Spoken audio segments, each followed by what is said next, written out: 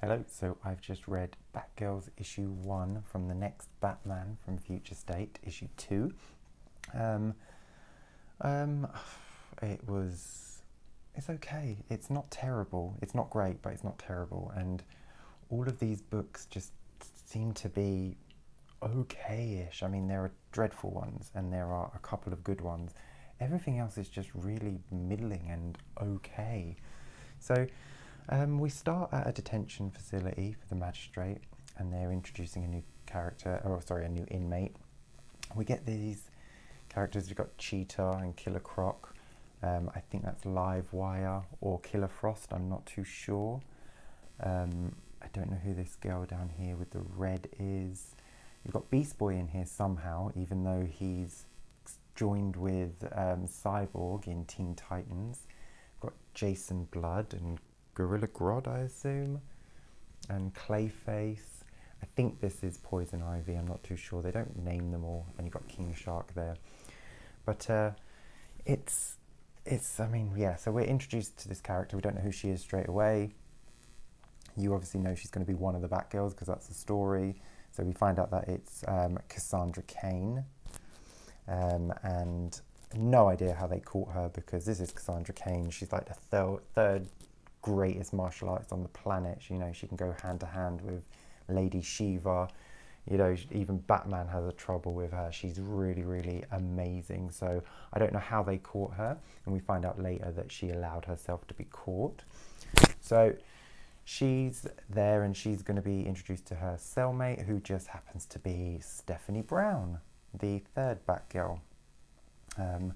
So they have a history. Stephanie's apparently turned, and she's left the resistance, and she's working for the magistrate somehow. You got Joker and Harley, which is really, really weird because Harley's in her own book. The thing with these books is, even though they're in the future, which it seems to be that they're all in the same time, but all the characters are just in the wrong places. There's just no continuity whatsoever. So you do have to read these books separately and ignore all the others. There's no join through, there's no run through, it's all completely separate. The art is okay in places, like that's really pretty, like her Cass's side face there and her front face there is okay, but then it's that, and Stephanie's face, it's not. Some of them are really good, some are not. It's like the angles are okay. So they're arguing. She's not happy. She thinks Stephanie betrayed her.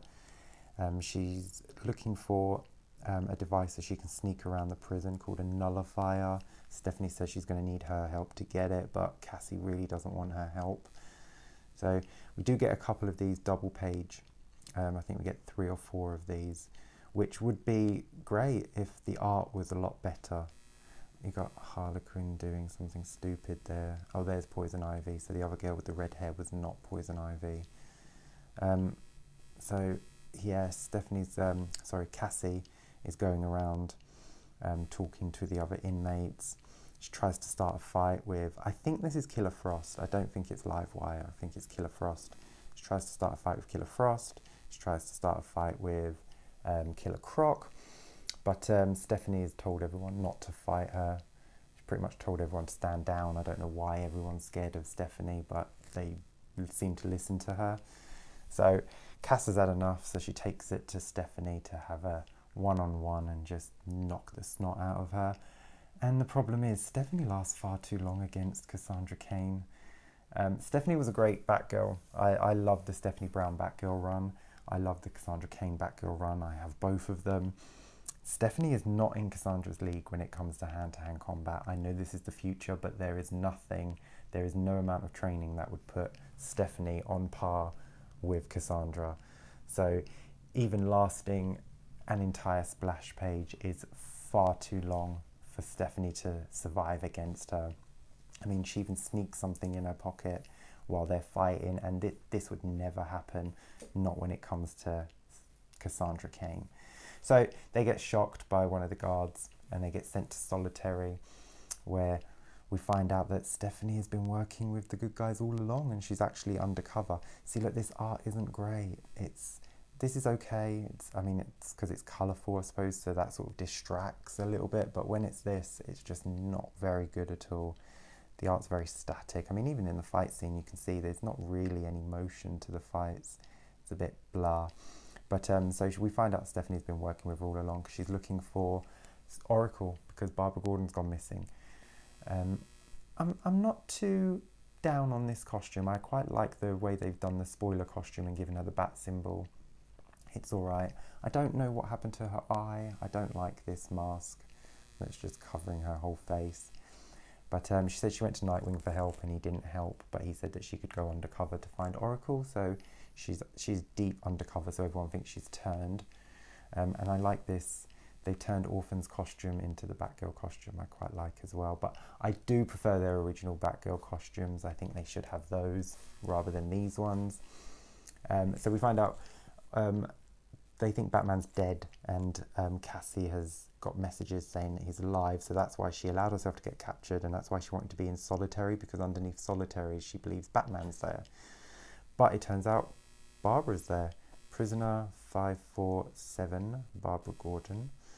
I think 547, I'm wondering if that's the first appearance of Batgirl. I might need to look that up, because if it is, that's quite neat. But so yeah, Oracle looks like she's hooked up to something and they're using her brain, so they're going to have to save her, and the way to do that is to cause a distraction, so Stephanie gets all the good guys and all the bad guys to just team up and take on the guards, and that's for the next issue. See, like, this isn't great. Everyone looks really out of proportion. I mean, look at Two-Face. That's dreadful. I mean, and the size of, I assume it's Gorilla Grodd. Might be Con Gorilla. No, Con Gorilla's white, isn't he? I'm not too sure. But yeah, everyone just seems really out of proportion. It's not great art. It's okay, it's not great. Story's decent. It's okay. I want more Batgirl. I want them in their Batgirl costumes. I don't want this. I want more Batgirl in it up. But I'll read the next one. I will say there are two bits in this where Stephanie calls Cassie babe, and Stephanie says about what we meant to each other, and it does imply a romance there. I hope they're not going that way. I hope it's just terms of endearment rather than anything, because I really don't want them to be lovers, because it's just ridiculous and unneeded. So hopefully the next one's a little bit better than this. Hopefully the art will improve, and hopefully the story will be a little bit more interesting. This did drag on a bit. It was a normal size issue, so you had 20 pages, so it did go on a bit, but overall not terrible, and that seems to be what Future State is going for, just not terrible. And yeah, until next time, take care and stay safe.